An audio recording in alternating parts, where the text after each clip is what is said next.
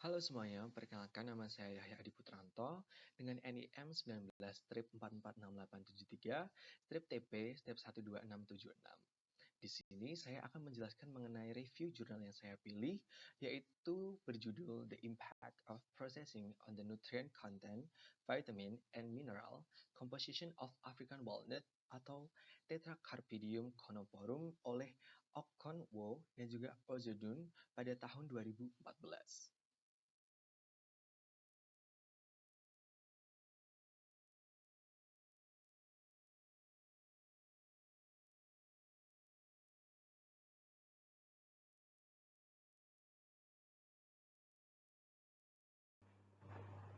Seperti yang kita ketahui, kacang-kacangan merupakan salah satu bahan pangan yang sangat digemari oleh masyarakat.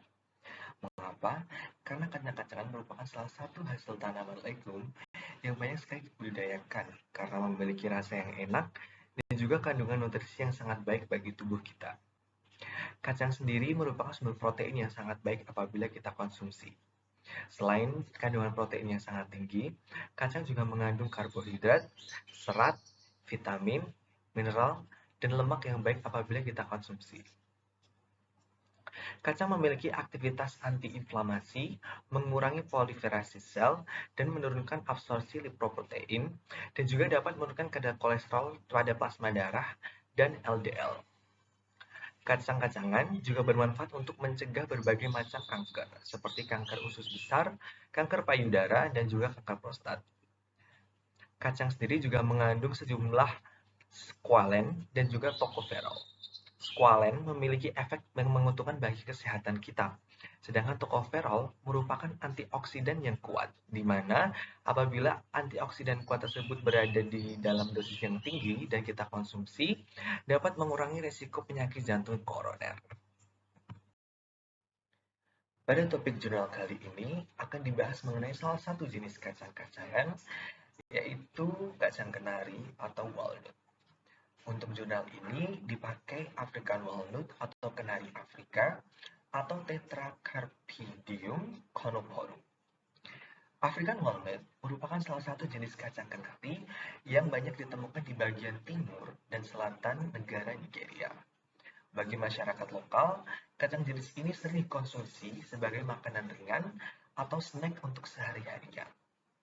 Kacang jenis ini mengandung berbagai macam vitamin, mineral, dan kandungan nutrisi yang bermanfaat bagi tubuh kita.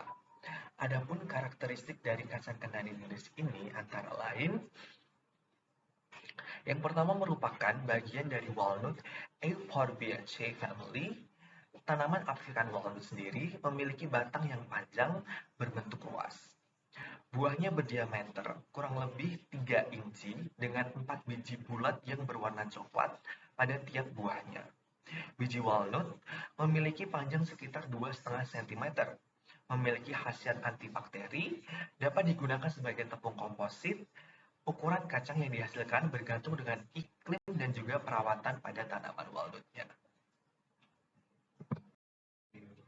Dikarenakan biaya hidup yang tinggi dan kekurangan penyuluhan terhadap masyarakat umum mengenai gizi dan pangan, kebutuhan untuk mendiversifikasi sumber nutrisi kita sangat diperlukan.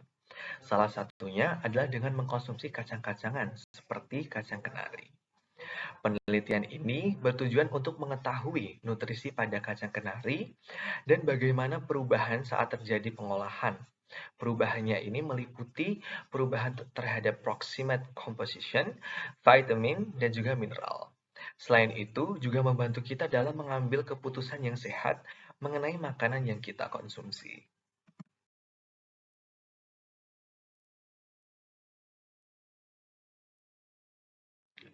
Material utama yang digunakan pada percobaan kali ini adalah kacang kenari Afrika atau African walnut, yang mana diperoleh dari Umuahia Main Market, Abia State.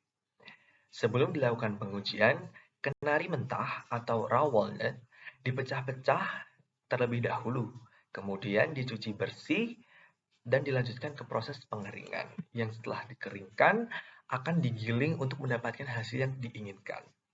Sementara itu, kenari olahan atau processed walnut direbus selama sekitar 45 menit Setelah itu kulitnya dibuang dan kenari dikeringkan di udara. Dan kemudian digiling untuk mendapatkan bubuk yang digunakan untuk analisa. Berikut ini merupakan metode-metode yang digunakan dalam analisis kali ini. Yang pertama, untuk menentukan moisture atau kadar air dalam kenari, digunakan metode gravimetri. Metode ini memiliki prinsip yaitu berdasarkan pada penguapan air yang ada dalam bahan dengan cara pemanasan yang kemudian ditimbang sampai beratnya konstan. Pengurangan bobot yang terjadi merupakan kandungan air yang terdapat dalam bahan.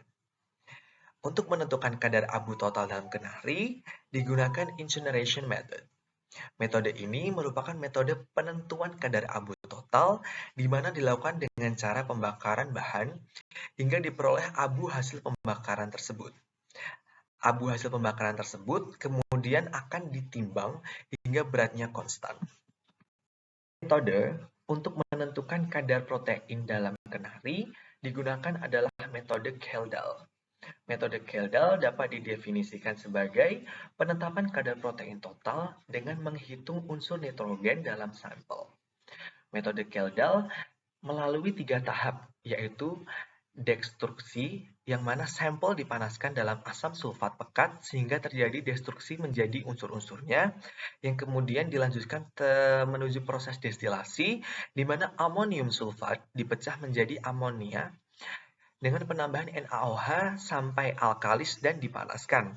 Dan tahap terakhir adalah titrasi, di mana larutan asam pada penampung destilat yang dapat digunakan adalah larutan standar asam kuat seperti asam sulfat atau asam borat. Metode selanjutnya adalah metode yang digunakan untuk menentukan kandungan lemak dalam biji kenari. Metode yang digunakan adalah metode Soklat. Prinsip dari metode ini yaitu ekstraksi lemak dengan pelarut lemak seperti petroleum benzana, petroleum ether, aseton, dan pelarut lainnya. Berat lemak kemudian ditentukan dengan cara memisahkan lemak dengan pelarutnya. Menentukan serat kasar pada biji kenari dapat dilakukan dengan metode analisis yaitu metode Wendt method. Selanjutnya, untuk menentukan kalsium dan juga magnesium dapat digunakan metode titrasi kompleksometri. Titrasi kompleksometri sendiri memiliki prinsip yaitu larutan yang mengandung ion Ca2+ akan membentuk kompleks dengan EDTA, sehingga kadar dapat diketahui. Titik akhir titrasi ditunjukkan dengan indikator logam dan ditandai dengan perubahan logam yang mana terjadi perubahan warna dari merah muda menjadi warna biru. Metode selanjutnya adalah metode untuk menentukan kandungan sodium dan potasium dalam biji kenari. Metode yang digunakan adalah metode flame photometric method. Prinsip dari metode ini didasarkan pada pengukuran intensitas cahaya yang dipancarkan ketika bahan, yaitu sodium dan potasium, dimasukkan ke dalam nyala api. Panjang gelombang warna memberikan informasi tentang elemen, dan warna nyala memberikan informasi tentang jumlah elemen yang ada dalam sampel. Kemudian, untuk menentukan kandungan fosfor pada kenari, digunakan metode the random molybdate or yellow spectrometry. Metode ini merupakan metode di mana sebuah reagen bereaksi dengan fosfat dalam sampel untuk mewarnai larutan sampel menjadi kuning. Intensitas warna ini dicatat secara fotometrik dan dievaluasi sebagai ukuran kandungan fosfat dalam sampel. Metode yang terakhir adalah untuk menentukan kandungan vitamin dalam kenari. Metode yang digunakan adalah metode spektrofotometri. Metode ini adalah suatu metode untuk mengukur seberapa besar suatu zat kimia menyerap cahaya dengan mengukur intensitas cahaya saat seberkas cahaya tersebut melewati larutan sampel. Prinsip dasarnya adalah setiap senyawa menyerap atau mentransmisikan cahaya pada rentang panjang gelombang tertentu.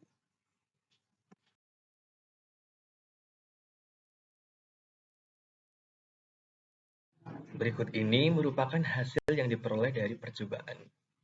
Yang pertama, hasil mengenai proximate composition atau kandungan nutrisi. Berdasarkan hasil yang diperoleh, dapat dilihat bahwa terdapat peningkatan kadar air yang cukup signifikan, yaitu dari 31,4 plus minus 0,623 menjadi 45,81 plus minus 0,424. Hasil peningkatan kadar air ini menunjukkan bahwa kacang kenari lebih baik disimpan dalam keadaan kering dan juga mentah. Hal ini karena pada kacang kenari yang sudah diolah atau proses walnut, terjadi peningkatan kadar air yang cukup tinggi, di mana dapat menyebabkan kacang kenari cepat rusak dan mengurangi umur simpannya. Hasil yang diperoleh juga menunjukkan bahwa adanya penurunan kadar abu dan juga serat kasar yang cukup signifikan, di mana kadar abu turun dari 3,42 plus minus 0,042 menjadi 3,26 plus minus 0,028. Dan serat kasar turun dari 5,58 plus minus 0,17 menjadi 4,89 plus minus 0,42. Dapat kita ketahui, kadar abu sendiri merupakan senyawa non-organik, di mana mengandung senyawa mineral yang dapat membantu metabolisme senyawa organik seperti lemak dan juga karbohidrat. Sedangkan serat kasar, seperti yang kita ketahui, dapat membantu sistem pencernaan pada tubuh manusia. Untuk ether ekstrak, terjadi penurunan yang cukup signifikan, yaitu dari 15,84 menjadi 11,54 ketika diproses. Kandungan lemak dan minyak berkontribusi besar terhadap kandungan energi yang tinggi. Terjadi pula penurunan terhadap kandungan protein dalam biji kenari, di mana dari 22,88 menjadi 19,82 setelah pengolahan. Konsumsi protein yang tinggi sangat bermanfaat dalam upaya pembentukan otot. Untuk karbohidrat juga mengalami penurunan yang cukup signifikan, yaitu dari 20,88 plus minus 0,467 menjadi 14,69 plus minus 0,078 setelah terjadi proses pemasakan. Hasil analisis proksimat atau kandungan nutrisi menunjukkan perubahan yang signifikan pada semua nutrisi yang terkandung dalam biji kenari. Sehingga menunjukkan bahwa pengolahan memiliki efek yang sangat besar pada kenari. Terjadi peningkatan kadar air serta penurunan kadar abu, serat kasar, ether, protein, dan juga karbohidrat. Oleh karena itu, kenari lebih disarankan untuk dikonsumsi secara mentah karena nutrisinya terjaga. Pengolahan mengakibatkan perubahan nutrisi yang berdampak kurang baik apabila kita konsumsi.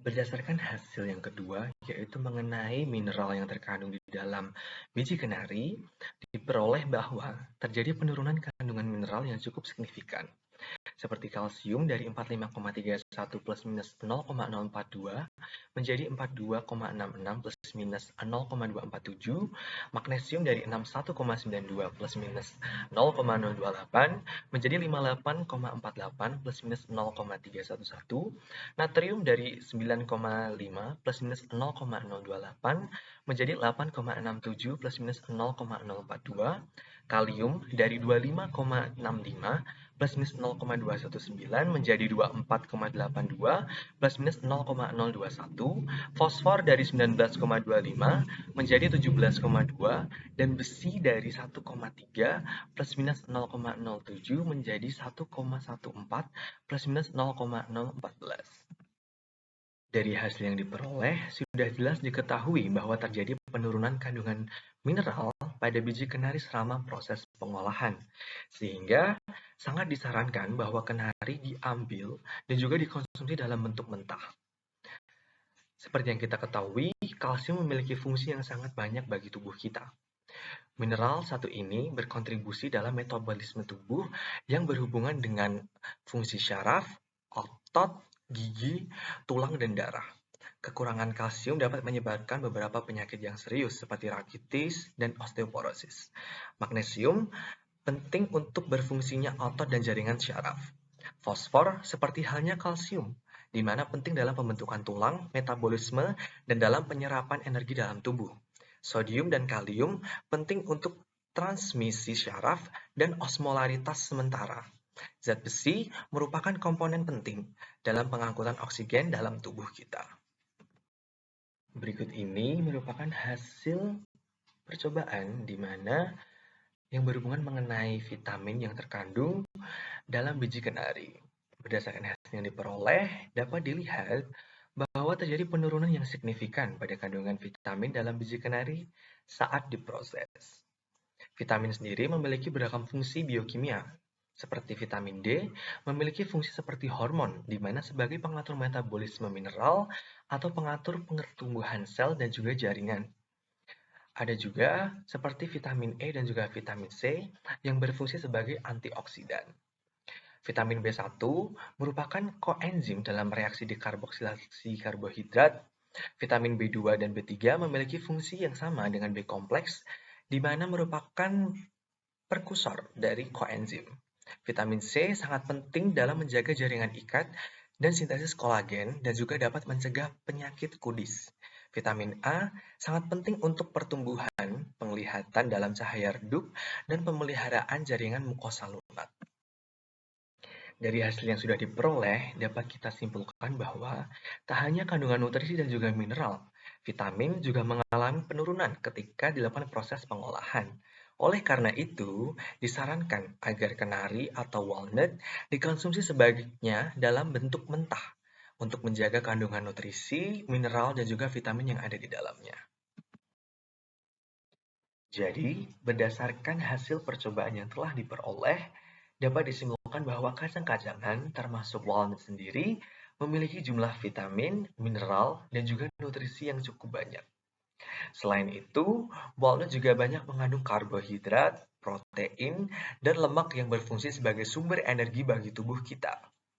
Walnut juga mengandung asam ascorbat yang mana bermanfaat bagi kesehatan kita, di mana asam ascorbat sendiri dapat mencegah atau meminimalkan kandungan zat karsinogenik dalam tubuh kita.